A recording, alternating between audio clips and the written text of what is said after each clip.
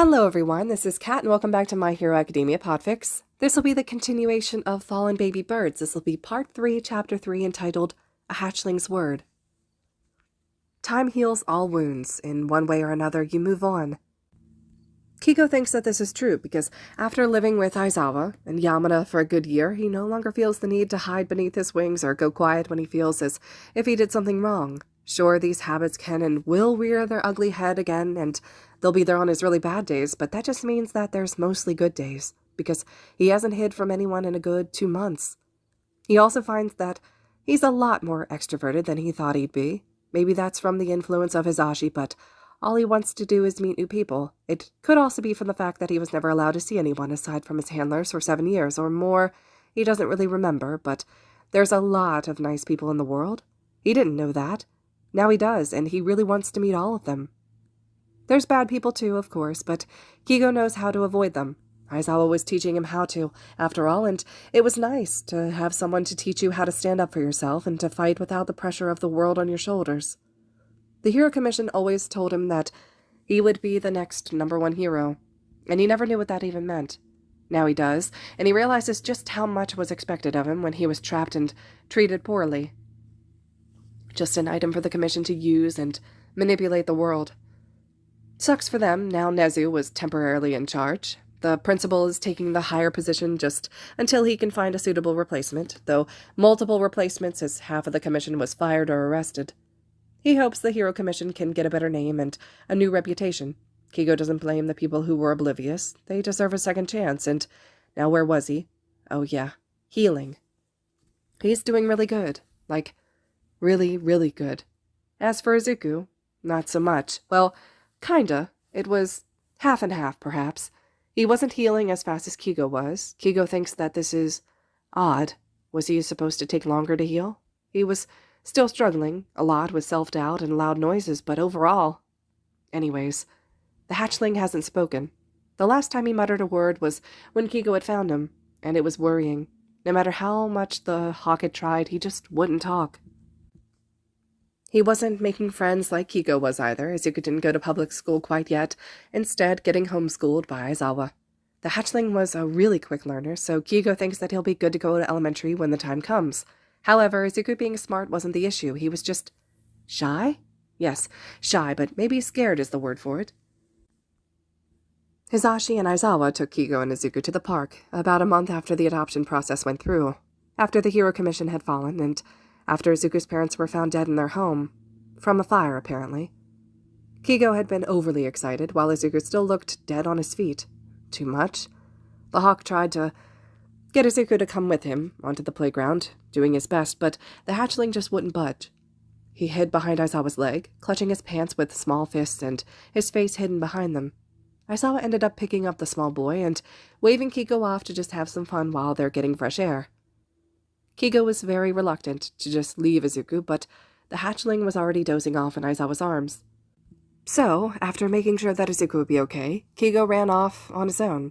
Not too far. He has to be in Aizawa and Hizashi's line of sight, and he honestly doesn't want to lose sight of either of them, in order to inspect the park. Kego ran into another kid that was around his age, but that was a weird encounter, so he'll just skip over that for now.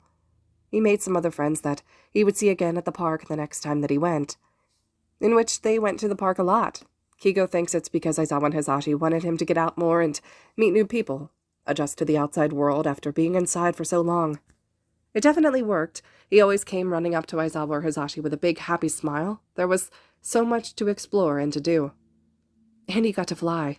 For once in his life, he was able to use his wings without restraints, and to just be free, go where he pleases, as long as Aizawa or Hizashi is there, of course. He's not an adult yet. But Izuku just didn't take to the park as easily. When there was no one else at the park, sure. He let Kego drag him around and even let a small grin escape on his baby face sometimes. God, Kego loves to get the bigger smiles. It's so adorable. Izuku was fearful of people. He didn't know, and Kego knows why. Kego knows why, but it still hurt to see. Hizashi and Aizawa tried their best to get Izuku to open up, and there definitely was some progress. Kego thinks Izuku was getting less fearful and just taking on the general shyness a more introverted kid would have. The hatchling didn't shake or try to escape to Aizawa, sometimes Hizashi, but Aizawa always had baggier clothing for him to grab onto and hide his face in. He would just hide a little behind one of the adults' legs or Kego's back and wave to new people. There was still fear, but not much that it was a huge issue to family outings, and being in public didn't bother Izuku, but being left alone in public areas without his big brother or a parental figure certainly does. And that's the issue, because Aizawa and Hizashi were planning on accepting a teaching job at UA soon. Within the next year, at least. And they couldn't leave Izuku alone at home, or take the kid with them, and, well, they could, but then the kid would have to be left alone for a good hour or so in the teachers' lounge, and Aizawa wouldn't be homeschooling the hatchling anymore. The baby will have to go to public school without his brother and without his parents. Izuku didn't like that idea, and was terrified of it. When Aizawa tried to talk to Izuku about it, the hatchling completely broke down. It was painful to watch, and Izuku sobbed, clutching onto Aizawa tightly, as if begging him not to leave. And there it was, the main issue, the problem that's haunting Izuku. Abandonment. The hatchling didn't want to be abandoned again. 3 months after his breakdown, Hizashi and Aizawa... Okay, this is just a mouthful. His dads. Don't tell Hizashi and Aizawa. He hasn't actually called them his dads yet. He's just been conflicted on which one to call Dad and which one to call Pops, and he honestly thinks Pops is more fitting for Hizashi. Maybe he should just call Hizashi Dadmic and Aizawa Dadhead. Nice one, Kego. Another joke for the joke jar that no one knows about. Okay, back to the topic at hand, though. His dads worked less on Izuku's fear of people, as the fear itself wasn't actually that bad anymore. Digging into it more, and to the definite shyness that was mixed in with not wanting to be taken by a complete stranger, he wanted to stay with Kego and his dads, not anyone else. And they worked more on getting Izuku to be okay with being alone for longer periods of time. There was always reassurance that his dads or Kego would come back. And now back to the present day, Kego being 12 and Izuku 5, there was visible improvement. Izuku now followed Kego everywhere he went at the park, even if Kego was with his friends, both friends from school and the ones that he met at the park for the first time. Kego let Izuku ride on his back or hold his hand while they had talked or ran around, his friends never pushing Izuku to speak or to interact with them. The hatchling still wouldn't speak, but it was so much better. Did Kego explain all that okay? Just, Izuku was very scared of people. Then he was less scared of people. Then he was still scared of being left alone. Now he's less scared of being left alone, but also still has a long way to go. And he still isn't talking. Or at least, until today, apparently. Kego had been lounging in the living room on a Saturday when Izuku tugged at his shirt, the hawk looking down and meeting those large baby eyes that matched his baby face, and he sits up, pats his lap, watching as Izuku scrambled up and onto it. "What you need, hatchling?" Kego questions as he ruffles the green fluffy hair beneath him, and Izuku squeaks at the contact but doesn't make any effort to move away. He grabs onto Kego's shirt with one hand and points toward the hallway with the other. "Ah. Zawa needs me for something?" He gets a rapid nod in return, and Kego just chuckles. "All righty, up we go." The hawk stands with Izuku in his arms. The hatchling squirms for a moment before settling down. He wraps his arms around Kego's neck and rests his head on the boy's shoulder, content. Kego makes the trip from the living room to his dad's room, opening the door gently with his foot and stepping inside. He scans the room, eyes immediately landing on Aizawa, who lies seemingly defeated in bed. Rough night, probably. Zawa?" The hawk squints at the grunt that he gets in reply. "Izuku said you wanted me." Aizawa lifts his head and he looks over at Kego with tired eyes before letting his head collapse again and pointing toward the bathroom. Oh, the cycle of hand gestures from the tired residents. Well, one tired resident and one shy resident. "This is a process," Kego whispers aloud without thinking and almost startling at the snort that comes from Aizawa. But then he softly is snoring again. Wow, that was quick. Izuku lets out a tiny giggle afterwards and immediately melts Kego's heart. He's dead now. He can't go on like this, not from such a sound.